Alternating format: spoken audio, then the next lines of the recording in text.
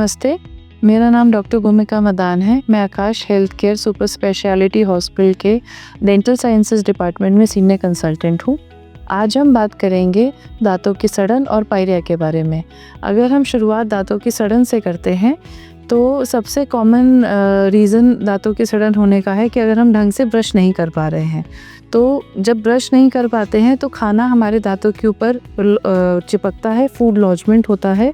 उसकी वजह से उस पे बैक्टीरिया जब एक्ट करता है तो वो एक एसिड रिलीज़ करता है। उससे हमारे दांतों का जो एनामल है वो ग्रेजुअली डिज़ोल्व हो जाता है।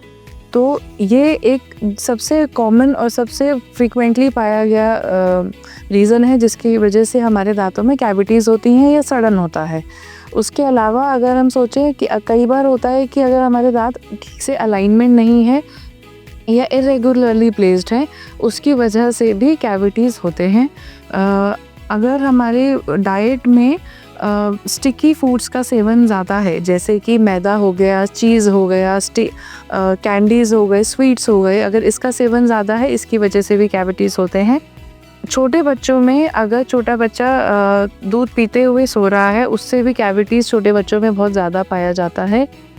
कई बार कुछ सिस्टमिक डिजीज़ेस की वजह से मुंह सूखा पड़ जाता है, जिसको ड्राई माउथ बोलते हैं, उससे भी कैविटीज़ ज़्यादा होती हैं।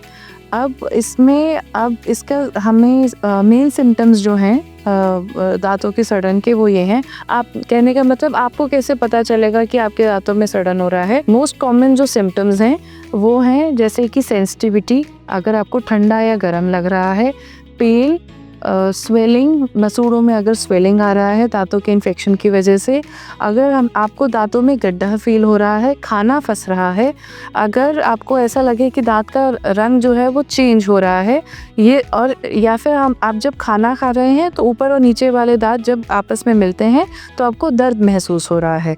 कहने का मतलब ठीक से आप खाना नहीं चबा पा रहे हैं, इसका मतलब दांतों में सड़न की शुरुआत हो गई है। अगर हम पायरिया के बारे में बात करते हैं तो पायरिया का मोस्ट कॉमन रीज़न है कि अगर हम दांतों की सफाई ठीक से नहीं रख पा रहे हैं तो वही टार्टर और जो कैलकुलस होता है वो हमारे दांत और मसूड़े के बीच में आके फंस जाता है। उसकी वजह से पायरिया की शुरुआत होती है। अगर टोबैको का सेवन ज़्यादा है उससे भी पायरिया की शिकायत देखी गई है। कुछ लोगों में हार्मोनल चेंजेस, कुछ फीमेल्स में अगर हार्मोनल चेंजेस होते हैं जैसे कि प्रेगनेंसी की वजह से, तो भी पायरिया नोटिस किया जाता है। अगर सिस्टमिक डिजीज़ेस जैसे कि डायबिटीज़, किसी का अनकंट्रोल्ड डायबिटीज़ है, उसमें भी पायरिया की शिकायत काफ़ी ज़्यादा पाई जाती है। सिमिलरली अगर न्यूट्रिशनल डेफिशिएंसीज़ हैं जैसे कि विटामिन सी, विटामिन ई के, अगर इनकी डेफिशिएंसीज़ हैं तो भी पायरिया की शिकायत बहुत कॉमन हो जाती है। ये हमें पता कैसे चलेगा कि अब पायरिया है? सबसे पहले जो हमारा स्टार्टिंग साइन, जो रेड साइन है, डेंजर साइन जो होता है, वो है ब्लीडिंग गम्स।